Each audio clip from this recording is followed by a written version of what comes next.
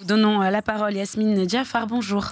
Bonjour Natacha, bonjour à tous. Et pas de politique, ou presque, ce vendredi. C'est la présidente du MEDEF que nous recevons dans le Zacoli, Carla Baltus. Bonjour, merci d'être avec nous. Oui, bonjour madame et bonjour à tout Mayotte. Alors avant de m'adresser à la patronne des patrons, je pose la question à la mahoraise d'adoption. Est-ce qu'il vous est déjà venu à l'esprit de quitter le département ? Ah ben écoutez, quitter le département, c'est un grand mot. Il y a eu des périodes très difficiles, on va pas se mentir. 2011, moi j'étais sur place et j'ai vécu beaucoup de choses. C'était très difficile, c'était aussi... Il y avait de la frustration, il y avait de la déception aussi parce que le département, j'attendais autre chose. Et je me disais qu'après le département, on aura une plus belle vie, une meilleure vie. Et au fil des années, j'ai vu que c'était très compliqué.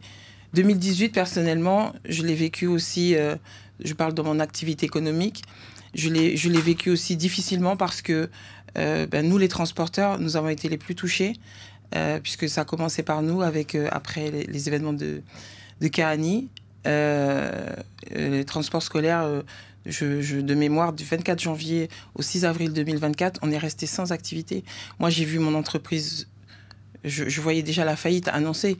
Alors, est-ce un hasard, est-ce une chance d'avoir été nommée dans cette période-là de crise en 2018, présidente du MEDEF?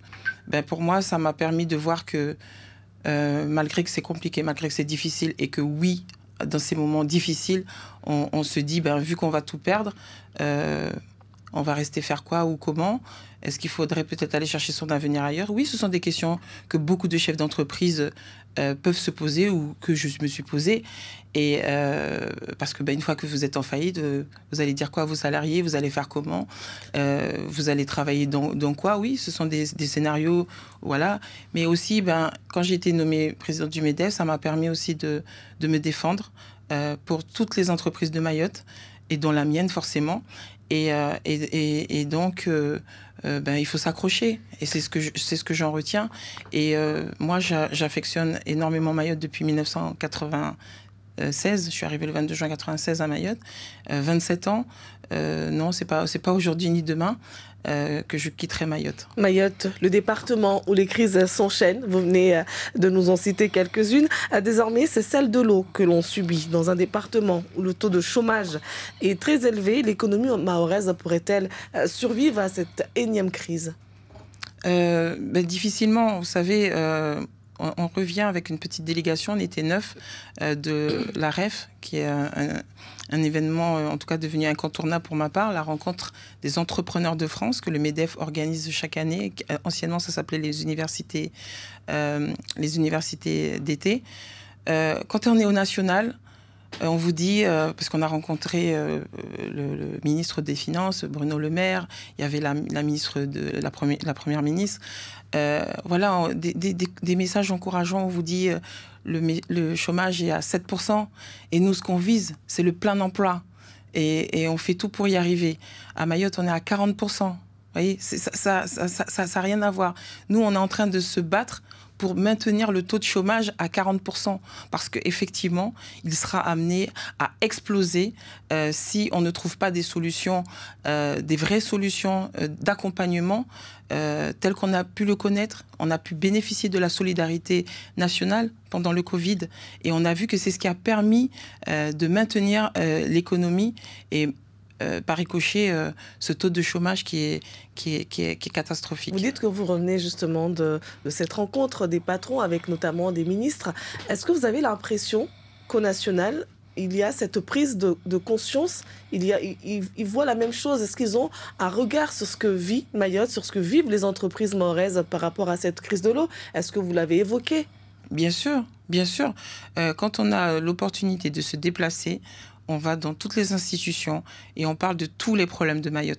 Je pense que les fonctionnaires de l'État qui sont présents font remonter les informations. Mais je pense aussi que quand on a cette opportunité de s'exprimer avec nos mots, de s'exprimer avec notre expérience et notre vécu, ça peut faire prendre conscience plus de la gravité des faits. On a beaucoup d'élus aussi qui régulièrement, on les entend sur les ondes. Après, voilà, il faut se dire que c'est à double tranchant parce qu'on communique énormément. J'ai eu des échanges avec récemment des entreprises dans le recrutement qui nous disent, on avait trouvé un certain nombre de personnes qui venaient sur des hauts postes attendus dans les entreprises parce qu'on a besoin de cadres et on fera tout aussi pour former les cadres mahorais, mais on a aussi besoin de cadres qui viennent de l'extérieur. Et ils ont vu une émission dimanche sur la crise de l'eau, ils sont tous désistés. Voilà, c'est à double tranchant. Il faut communiquer, c'est important. Avec la crise qu'on vit aujourd'hui, c'est sûr qu'on aura l'impression de perdre parce que les gens ne viennent pas. Voilà, encore ce matin, j'ai entendu l'annonce qu'à Annick, qui va fermer un peu plus tôt parce qu'on n'a pas assez de personnel soignant. L'éducation nationale, pareil, on n'a pas assez de professeurs des écoles et autres formés. Et donc, on est dans une crise où on doit faire comprendre à tous les niveaux que les solutions apportées doivent répondre à la crise actuelle. Qu'est-ce que vous attendez? Vous avez parlé de cette solidarité nationale que les entreprises ont bénéficié durant la crise sanitaire, mais aujourd'hui, qu'est-ce que vous attendez pour pouvoir maintenir encore ces entreprises-là? Aujourd'hui, vous savez, pour qu'on puisse stocker l'eau, ce sont des investissements très très lourds qui, même dans des petites structures, j'ai échangé notamment avec un opticien pour tailler les lunettes, il faut de l'eau, les verres des lunettes, qui me dit par exemple c'est 12 000 euros. 12 000 euros. Où allez-vous trouver 12 000 euros pour installer une cuve, pour maintenir votre activité et d'où allez-vous sortir ce chiffre d'affaires, sachant que beaucoup d'entreprises, de commerçants voient leur baisse de chiffre d'affaires très significative. Donc des accompagnements, on nous parle de l'activité partielle. L'activité partielle, elle est nécessaire quand l'activité s'arrête. Et nous, on ne veut pas s'arrêter de travailler. On veut continuer à travailler. Et en même temps, le chiffre d'affaires est plus bas que les charges. Ça veut dire qu'on est en déficit total. Et il faut trouver des solutions d'accompagnement, des solutions comme pendant le Covid, où on a subventionné. On a payé les charges fixes des entreprises pendant le Covid. Et il faut ces solutions. Et moi, à chaque fois que les ministres passent, des promesses, mais il n'y a rien au niveau des entreprises. Il y a donc celui qui est passé ici récemment, il n'y a rien de concret. Il y a rien de concret. Et moi, j'ai pu sensibiliser le ministre des Finances qu'il faut trouver des solutions financières, d'accompagnement, un fonds de solidarité pour les entreprises de Mayotte qui sont en crise, parce qu'on n'a pas que la crise de l'eau malheureusement et vous pensez en avoir 2023. été entendu après cet échange avec le ministre des Finances? En tout cas, on ne cessera pas de continuer à le dire haut et fort. Et localement. Et on ne lâchera rien. Et puis, on verra bien aussi, il y a des chiffres qui vont sortir, des statistiques. On verra bien que tout ce qu'on dit est prouvé. En tout cas, je n'ai pas envie de croire que le gouvernement va nous abandonner et laisser un chômage. Vous avez pu aussi voir récemment que j'ai intervenu pour le BTP parce qu'on avait des menaces de ne plus livrer l'eau sur les chantiers. C'est là où je voulais en venir, Madame Balthus. Pas possible. Selon un vieil adage, quand le BTP va, tout va. Et si dans les jours à venir, les autorités interdisent l'utilisation de la ressource dans les chantiers de construction, est-ce que les entreprises du bâtiment pourront-elles survivre justement face à de telles restrictions? Bien sûr que non, qu'elles ne survivront pas. On se bat en parallèle au quotidien pour trouver des moyens financiers pour que les entreprises soient payées en temps et en heure, parce que ça aussi, ça reste une problématique pour les entreprises, les retards de paiement. Et on se bat pour... vous voyez, moi, je siège à Alma, Action Logement, filiale d'Action Logement, des millions d'euros qui vont arriver et qui vont permettre de construire 500 logements par an. Et c'est pas pour que derrière, on nous dise, au moment où on a pu enfin réunir tous ces fonds-là, qu'on vienne nous dire que vous pouvez pas construire parce qu'il n'y a pas d'eau à Mayotte. Et c'est des chantiers qui devaient démarrer quand? Alors pour notre part, si je parle de Alma, parce que je profite de faire un peu de publicité, on va poser la première pierre le 17 octobre pour un logement pour 33 logements qui vont concerner les jeunes travailleurs. Et j'ai bon espoir qu'une fois qu'on posera cette première pierre, qu'on verra rapidement sortir ce bâtiment. On parle de BTP, de construction, mais c'est le tissu économique qui est totalement menacé. Y a-t-il un secteur qui vous préoccupe particulièrement ? Mais tous les secteurs nous préoccupent. On a les organismes de formation qui reçoivent des jeunes. Et ben, quand il n'y a pas d'eau, vous pouvez plus les recevoir. Mais quand on a un salon du tourisme qui démarre aujourd'hui pour 3 jours, l'hôtellerie, la restauration, est-ce que ce ne sont pas des secteurs qui oui, l'hôtel, la restauration, il y a énormément de secteurs qui en souffrent.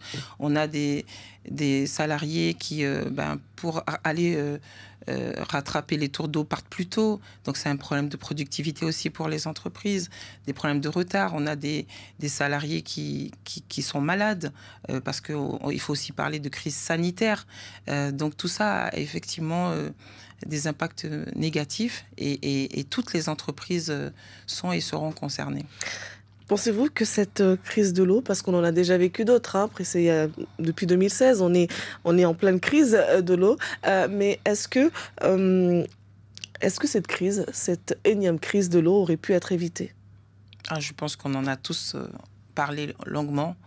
À Mayotte, l'eau actuellement, on l'attend de la pluie. Donc on voit bien que ce n'est pas suffisant. J'ai déjà eu l'occasion de le dire et de le redire. Il faut une usine, il faut de dessalement, une dans le nord, une dans le sud. Il faut un maximum de structures qui permettent de traiter l'eau d'une différente manière.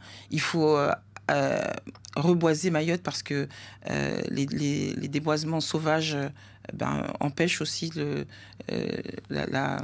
maintien des sources phréatiques. Donc il faut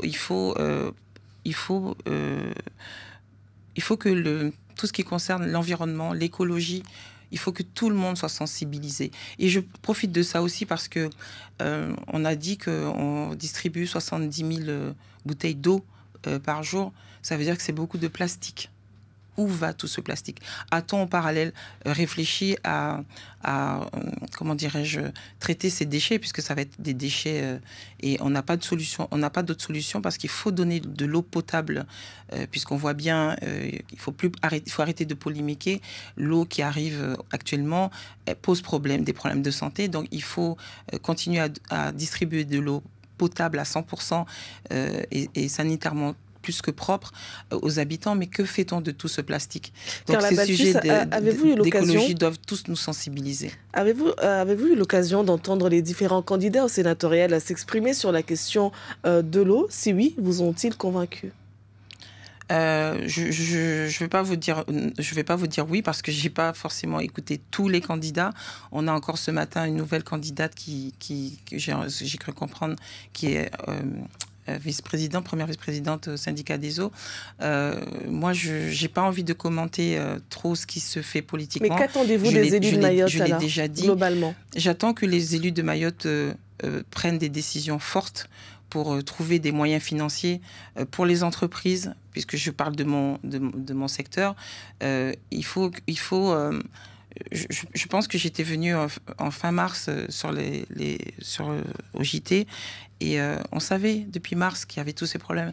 Et le ministre, il arrive en septembre. Pourquoi de mars à septembre, on n'a pas eu toutes ces petites solutions ? Parce que ce sont des petites solutions, mais quand même qui nous auraient rassurés tous qu'il y aurait un minimum d'eau qui soit distribuée. Parce que cette année, comme je l'avais déjà dit, c'est foutu. Cette année, c'est foutu. Et tout ce on sait qu'il fallait faire depuis 5-6 ans en arrière, il faut rapidement lancer les appels d'offres. Il faut rapidement que ces usines de dessalement sortent de terre et qu'on arrête de tergiverser autour du pot parce qu'il y a la solution. Il n'y en a pas d'autre que celle-là. Une toute dernière question. Une rencontre est prévue aujourd'hui, c'est bien cela, avec les autorités de l'État. Pour qui ? Les patrons ? Est-ce que c'est... Je ne suis pas invitée. Si c'est le cas, je ne suis pas invitée. Bon, la question qu'on posera tout à l'heure. Donc c'est la fin de cet entretien. On laisse la parole aux auditeurs. Et on va leur laisser la parole avec plaisir. Vous êtes déjà avec nous, il est 7h passé de 30 minutes. Bonjour. Oui, allô, bonjour. Bonjour. Natacha. Oui. Bavana mina Rita candidate. Amina Rita, candidate, wa. Bah, il faut qu'elle se remémore de son interview avec Kala du 1er novembre 2022.